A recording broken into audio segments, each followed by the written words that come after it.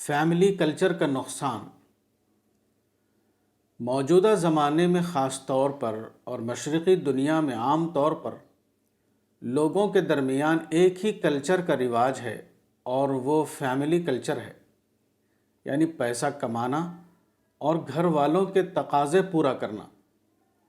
لوگوں کو صرف یہی ایک ماڈل معلوم ہے، اس کے سوا کسی اور ماڈل کا انہیں علم نہیں۔ اس فیملی کلچر کا سب سے بڑا نقصان یہ ہے کہ وہ عملاً تحمیق خاندان یعنی بفولنگ آف فیملی کے ہم معنی بن گیا ہے۔ اس کا نتیجہ یہ ہے کہ لوگوں کی سوچ کا دائرہ بہت محدود ہو گیا ہے۔ ان کا ذہن صرف اپنی مادی ضرورتوں کے محدود دائرے میں کام کرتا ہے۔ وہ اس کی ضرورت نہیں سمجھتے کہ وہ اس محدود دائرے کے باہر سوچیں۔ ان کے یہاں کتابوں کے مطالعے کا ماحول نہیں ہوتا۔ ان کے یہاں سنجیدہ تبادلہ خیال یعنی سیریس ڈسکشن کا رواج نہیں ہوتا۔ ان کے یہاں یہ کلچر نہیں ہوتا کہ وہ رشتہ داروں کے علاوہ لوگوں سے ملیں اور ان سے سیکھنے اور استفادہ کرنے کی کوشش کریں۔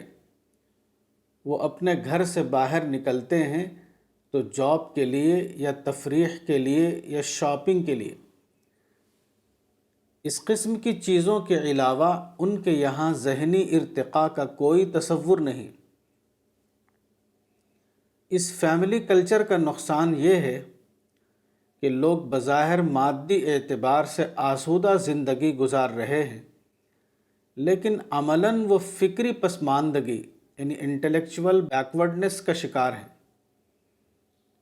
ان سے کسی سنجیدہ موضوع پر بات کیجیے تو فوراً معلوم ہو جائے گا کہ ان کے اندر کوئی علمی سوچ نہیں۔ ان کو حقائق عالم کی معرفت نہیں۔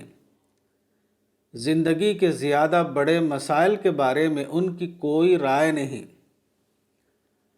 بظاہر وہ انسان نظر آئیں گے، لیکن عملاً وہ صرف ایک خوش پوش حیوان یعنی ویل ڈریسڈ اینیمل کی مانند ہوں گے۔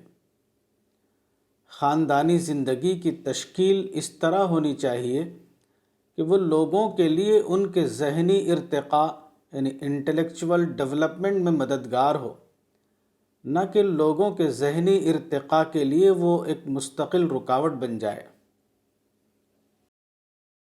کتاب تربیت اولاد مولانا وحید الدین خان، صفحہ نمبر 32۔